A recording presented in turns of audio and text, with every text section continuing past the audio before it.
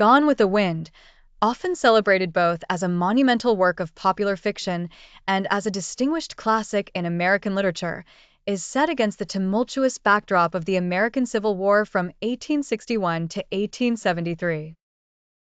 Written by Margaret Mitchell, who was born in 1900 and tragically died in 1949 in a car accident, this novel stands as her singular published work. The story intricately combines rich plot and relatable characters, meriting its inclusion in scholarly reading lists despite it being regarded as a piece of popular literature. This juxtaposition highlights the duality of its appeal, spanning both widespread cultural influence and scholarly endorsement. Mitchell hails from a legacy intertwined with the South's antebellum past. Her grandfather was a notable slave owner, and her father served in the Confederate Army. This heritage deeply influenced Mitchell's perspectives. Growing up in Atlanta, Georgia, she keenly felt the South's loss and transformation post-Civil War. She began penning Gone with the Wind in 1920 amidst America's prosperity, with its completion coinciding with the advent of the Great Depression, a period marked by widespread disillusionment and uncertainty. Her life experiences during these volatile times profoundly shaped her writing, reflecting the harsh realities of historical change and resilience.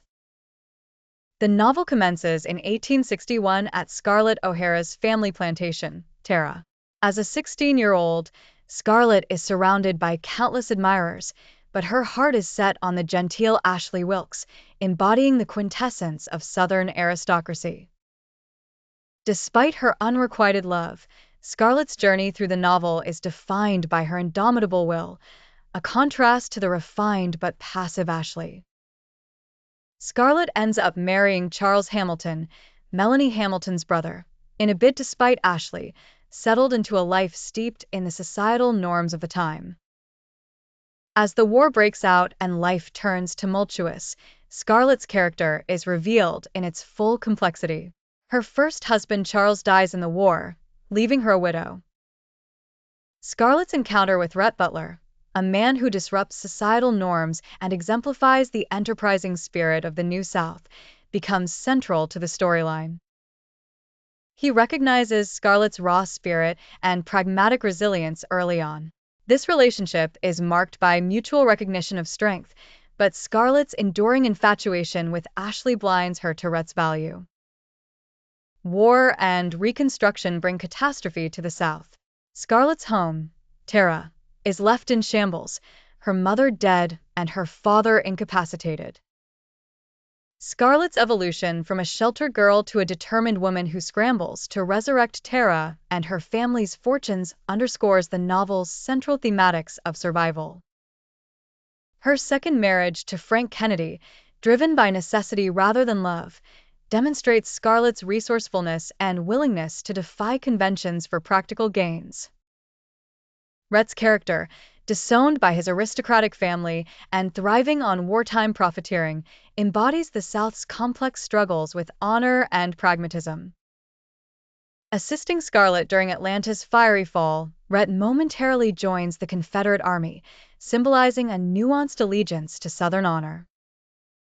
Scarlett's successive ventures into business, notably a lumber mill, further her transformation, making her one of the few Southern women to assert economic independence.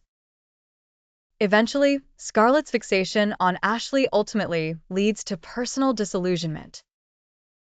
Upon realizing, too late, that Rhett was her true counterpart, the damage inflicted upon their relationship is irreparable. Rhett, invested deeply in Scarlett but unrecognized at her moments of transformation, chooses to part ways, signaling the novel's nuanced exploration of love lost and found amidst historical upheaval. Gone with the Wind transcends the confines of a conventional love story, painting instead a broad tapestry of historical change, cultural clash, and individual resilience.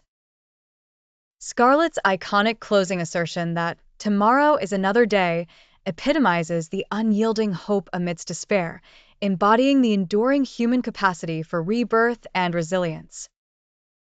This complex narrative invites the reader to contemplate the intricate dynamics of love, loss, and the inexorable march of history.